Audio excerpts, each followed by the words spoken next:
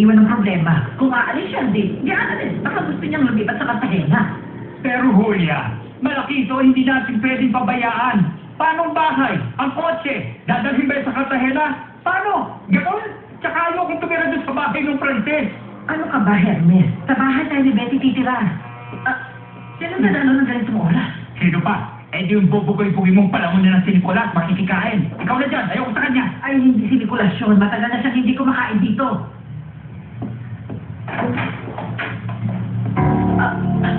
Magandang gabi. Bakit ka ba nandito? Gusto ko kasi makausap si Betty. Wala siya ngayon. Baka matagal pa bago bumalik. Kasama ba niyo yung Frances? Oo, siya nga.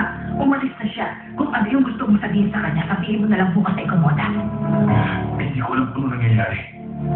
Pero nagpapalak umalis si Betty sa ikomoda. Sasamahan niya yung Frances doon sa Cartagena. Hindi ko mahayaan mangyari ito. Hindi siya magkukumit sa ibang lalaki ngayong gabi. Kalimutan ko na lahat pag pinagpabukas natin, tulungan mo ko. Pero hindi ko papayagang manipulahin ulit ang buhay ni Betty. Hindi mo siya pag-aakit. Sana galangin mo ang desisyon ng anak ko. Hindi ko siya paalisin, Aling Julia. Dito lang siya. Aling Julia, mahal na mahal ko si Betty. At hindi ko siya pakakawalan. Julia! Ano problema? Sino yan? Ako, mga Hermes. Mr. Mendoza. Milagro. Ano kailangan mo? Dumaan ako para kausapin si Betty, pero wala siya dito sa bahay. Gusto ko sana kayo makausap. Ano ba pag-uusapan? Eh di kami. Ano ba ang plano? Alam niyo na yun. Bakit ba? Hermes, pwede bang iwan mo muna kami ni Mr. Mendoza? Kailan? Ba't naman? Kasi yun ang gusto ko. Sige na natanong. May tinataan ko ka bang problema sa akin? Wala, Hermes. Sige. Sige, pasok ka lang. Pasok lang. Bigyan mo nga ng whisky ang bisita ko niya. Huwag ka nang maya sa amin. Salamat. Sige.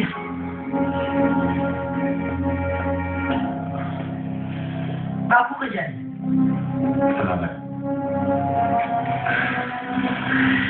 Ito, Mr. Mendoza. Hindi ko papayagan sabihin mo sa asawa kong ginawa mo kay Betty. Hindi ako takot na saktan kanya. Mas natatakot kasi kung masira ang image ng anak ko. Sige.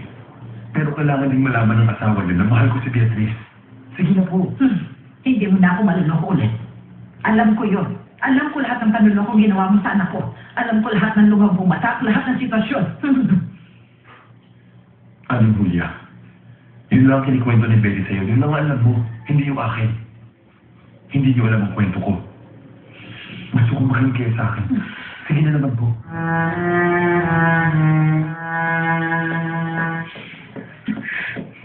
Si Arnaldo, umalis na ba? Oo, Marcy, kanina pa. Umalis na? Saan pupunta? Hindi ko alam, Marcy. Pero kanina may pinangako siya dun sa mga taga-parak.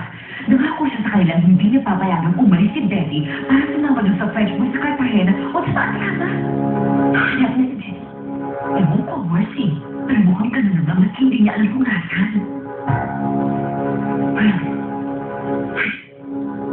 Ibukas ko na asan eh.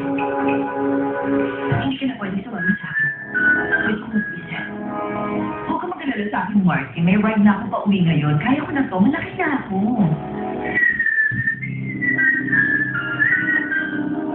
Good night, Patricia.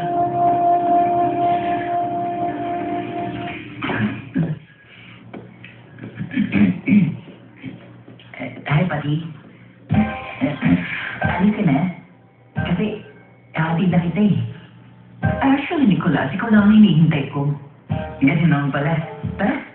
Okay, let's go. Pero light lang ang kainin natin ngayong gabi ha, kasi maaga pa akong gigising bukas. Oo, yun lang pala, sabi mo eh. Ikaw, kailangan mo na kayong gumising ng maaga bukas. Susundin mo pa ako bukas ng 7:30 a.m., di ba?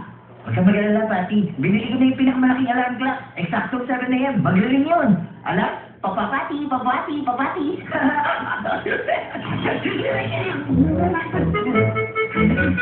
Hindi ka nakakatawa, Nicolas. Ang morning mo.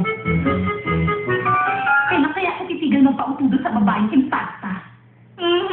Pagkatapos ko rin sa kanya ng buwit na yung kotse.